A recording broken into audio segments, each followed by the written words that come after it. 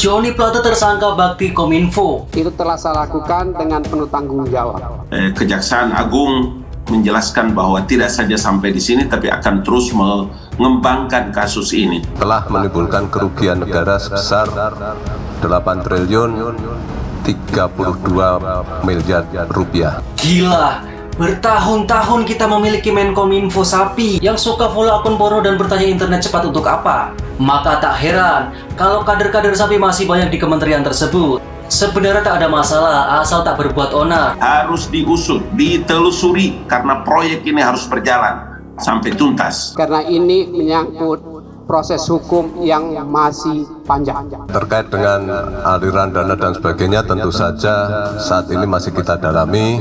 Ditetapkan statusnya kemarin dan sampai saat sekarang masih ada penahanan kepada Pak Johnny Plate. Kita percaya dan saya juga sangat yakin bahwa kejaksaan punya alat bukti yang sangat kuat. Bahkan saya menyebutnya memang sudah diniatkan untuk dikorupsi. Partai ini menginginkan transparansi yang seutuh, periksa seluruh yang kemungkinan. Dari ujung kiri ke ujung kanan, periksa juga seluruh unsur yang ada di institusi manapun, termasuk Partai Nasdem. Saya pikir tugas besar Menkominfo selanjutnya bukan hanya bekerja meningkatkan pelayanan jaringan, merapikan konten serta membuat terobosan baru di bidang informasi. Tugas besar Menkominfo adalah memberikan bimbingan atau konseling terhadap kader-kader partai korupsi sapi agar mereka kembali menjadi manusia yang logis dan waras. Atau kalau memang sudah tidak bisa dibimbing, ngeyel, selalu berpolitik, maka harus segera dipecat agar tidak merusak lingkungan kerja di kementerian. Dan kini terjadi lagi.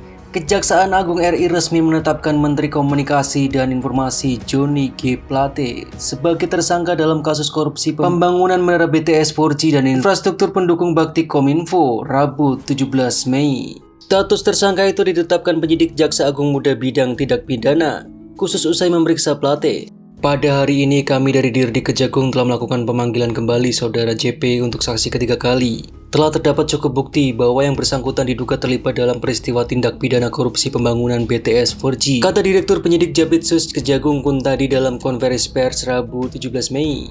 Tim penyidik telah meningkatkan status yang bersangkutan dari saksi jadi tersangka, tambahnya. Sebelumnya, Badan Pengawasan Keuangan dan Pembangunan menyebutkan nilai kerugian keuangan negara akibat kasus bakti Kominfo mencapai 8 triliun. Berdasarkan semua yang kami lakukan dan berdasarkan bukti yang kami peroleh, kami menyimpulkan terdapat kerugian keuangan negara sebesar 8 triliun 32 miliar rupiah, ujar Kepala BPKB Muhammad Yusuf Ateh dalam konferensi pers di Gedung Kejagung Senin 15 Mei. Selain itu, kata dia, BPKB juga telah melakukan klarifikasi terhadap pihak-pihak terkait dan melakukan observasi fisik kepada aset-aset milik bakti Kominfo. Kerugian keuangan negara tersebut terdiri dari 3 hal. Yang pertama, biaya untuk kegiatan penyusunan kajian pendukung. Yang berikutnya, markup harga. Dan pembayaran BTS yang belum terbangun, jelasnya. Dalam kasus ini, Kejagung telah menetapkan 5 orang sebagai tersangka. Salah satunya merupakan Direktur Utama Bakti Kominfo, Anang Ahmad Latif. Sementara sisanya yakni Direktur Utama PT Mora Telematika Indonesia Galubang Menak, Tenaga Ahli Human Development Universitas Indonesia tahun 2020 Yohan Suryanto. Selain itu, akun Director of Integrated, akun Departemen PT Huawei Tech, Investment Mukti Ali, dan Komisaris PT Solitech Media Sinergi Irwan Hermawan.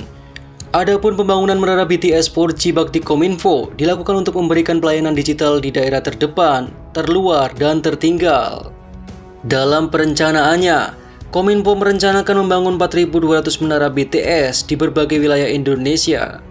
Akan tetapi, para tersangka terbukti melakukan perbuatan melawan hukum dengan merekayasa dan mengondisikan proses lelang proyek.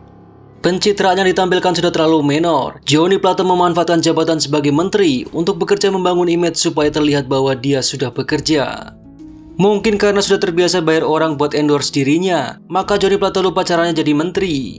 Dia berpikir bahwa dengan membayar orang menulis yang bagus-bagus tentang dirinya, maka akan membuatnya terlihat sedang bekerja. Pantas saja Bjorka bilang Johnny Plate itu idiot. Dibilang idiot itu menyakitkan, sudah idiot masuk penjara pula. Tapi kalau faktanya memang begitu, ya mau gimana lagi. Terima saja dibilang idiot yang levelnya melebihi kata bodoh, goblok, tolol, bego. Sekarang makan tuh tahanan Kejagung. Udah itu aja.